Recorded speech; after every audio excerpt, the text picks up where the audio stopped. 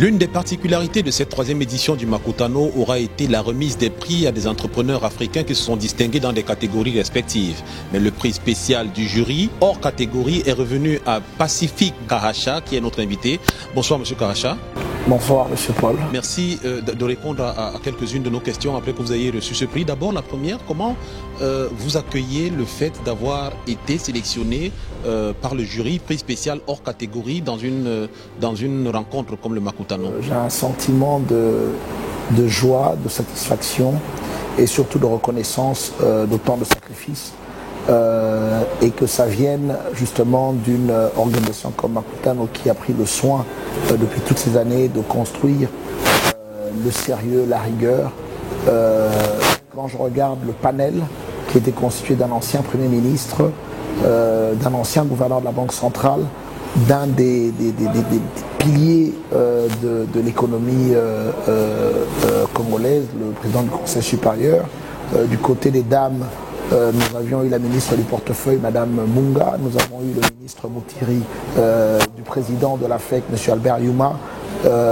Être passé devant un tel jury et qu'on vous retienne et qu'on vous accorde le prix spécial, il faut dire que ça fait du baume au cœur. Alors la question sans doute c'est au jury que je devrais la poser, mais puisque c'est vous que j'ai sur le plateau, je vous la pose. De votre point de vue, qu'est-ce qui vous a valu cette reconnaissance du jury? Vous êtes le directeur général de Horizon. Quelles sont les activités que vous menez? Qu'est-ce que vous avez fait qui puisse, de votre point de vue, faire que vous méritiez ce prix? Mon modèle est assez particulier. On a vécu dans les années 60, 70 et 80 l'exode rural. Je peux dire que moi je fais le chemin inverse. Je suis né à Kinshasa, j'ai étudié à Kinshasa, je suis allé faire mes études universitaires au Maroc et par la suite j'ai décidé d'aller travailler dans l'arrière-pays. Et je suis allé dans l'arrière-pays dans le domaine où on ne devrait pas s'attendre à ce que quelqu'un investisse des montants, des projets aussi importants dans des coins réputés dangereux. On l'a fait et au fur et à mesure ça a pris. Aujourd'hui, Bunia est devenu une destination. Par le passé, quand on parlait de l'Est de la RDC, on parlait essentiellement de Bukavu, de Goma, de Lubumbashi, mais de plus en plus aujourd'hui, parce que Bunia a des vrais ambassadeurs, on parle de plus en plus de Bunia de l'Ituri. Demain, on va parler de Doko, de Kibali, et après, on parlera de Buta. J'ai fait de ce combat du retour vers l'arrière-pays mon cheval de bataille. Et j'essaie, dans la mesure du possible, justement, de tenir ce cap. Et je crois que c'est cette particularité qui a attiré l'attention du jury. Et bien entendu, même au niveau du pays, depuis quelques années, il y a eu beaucoup de revendications au sein de la population congolaise qui ne se voyait pas participer à la création de richesses dans le secteur des mines. Ça restait des domaines réservés aux étrangers. Et donc avoir des Congolais aujourd'hui qui peuvent travailler dans le secteur minier selon les standards internationaux et être en mesure d'être appréciés, effectivement, je crois que ça a beaucoup joué pour dicter le choix et la sélection du jury. Il y a un large spectre d'activités dans votre champ d'intervention qui va du secteur minier à l'agriculture et ça contraste avec le fait que vous soyez relativement jeune. Aujourd'hui, quel est le message que vous passez aux jeunes Congolais qui vous regardent et qui se disent comment est-ce qu'il a fait, comment est-ce que c'est possible? En premier lieu, le choix est de se situer dans un segment de support. Je me définis comme quelqu'un qui travaille pour donner du support aux multinationales dans le secteur de l'industrie aurifère ou dans le secteur pétrolier. Et donc partant avec mes partenaires, avec mes associés, nous analysons les filières pour comprendre exactement où sont les gaps. Et donc on a commencé par mettre en place un cadre qui devrait initialement permettre à ce que toute personne qui arrive dans la province de l'Ituri à Bunia puisse se sentir comme si elle était à Goma, à Nairobi, à Kampala. Oui, mais M. Karacha, là vous êtes déjà en aval. En amont, le jeune qui vous regarde aujourd'hui, le jeune de Bunia justement, qui vous regarde aujourd'hui, se demande quelles sont les clés de votre réussite. Parce que là vous êtes pratiquement dans la réussite au jury. Un jury comme celui du Makutano vous décerne le prix spécial du jury. Mais comment vous êtes arrivé là?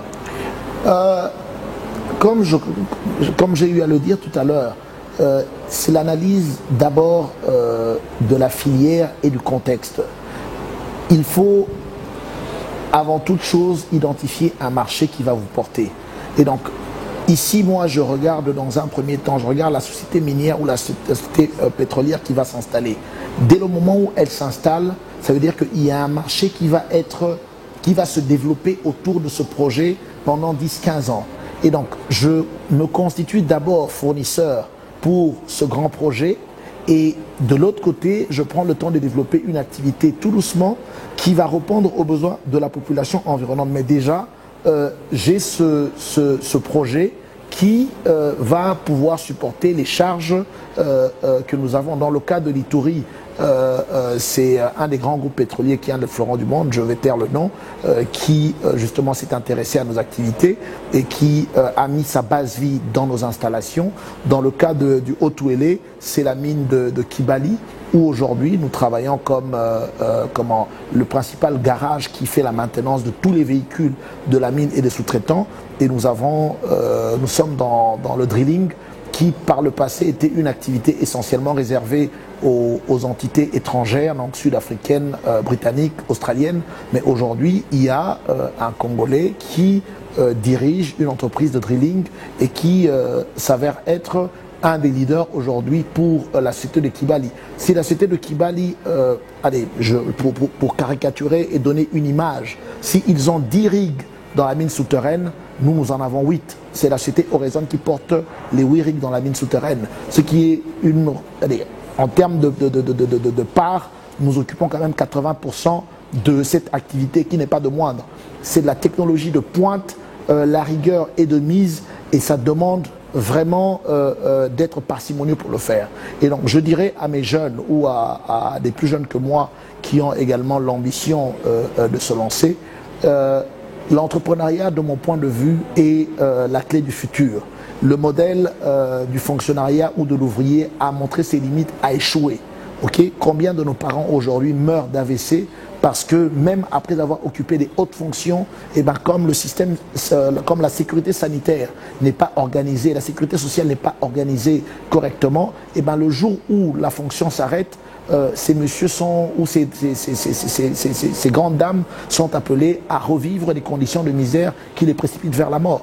Et donc j'inviterai aussi bien les jeunes d'une part à se tourner vers l'entrepreneuriat, mais surtout nos autorités à repenser le système éducatif qui devrait plutôt se focaliser sur les formations professionnelles et techniques, mais orientées vers l'entrepreneuriat, vers l'initiative du libéral. Que le jeune électricien qui sort d'une école technique, qu'en sortant de l'école technique, il comprenne bien que dans sa mallette outils, il doit juste avoir un carnet et se donner la discipline de dire je ne vais pas demander de l'emploi à une entreprise X, mais je vais plutôt faire le porte-à-porte sur cette avenue pour répertorier la trentaine de maisons, la quarantaine de maisons où désormais je vendrai mes services.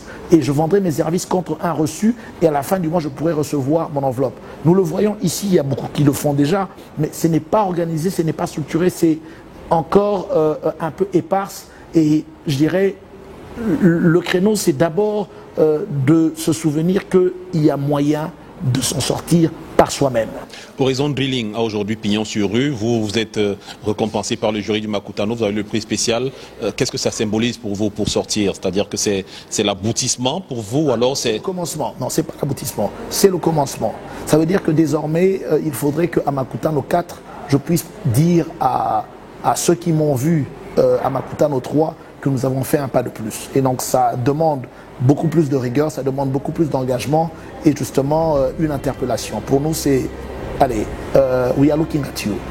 Pacifique Acha, merci infiniment d'avoir répondu à nos questions. Je rappelle à nos téléspectateurs que vous êtes le prix spécial du jury hors catégorie pour cette 3e édition du Makutano et que c'est dans ce cadre que vous répondiez à nos questions. Merci infiniment et bon vent. On espère vous retrouver plus fort l'année prochaine. Merci Paul et bonne soirée à vous. Merci.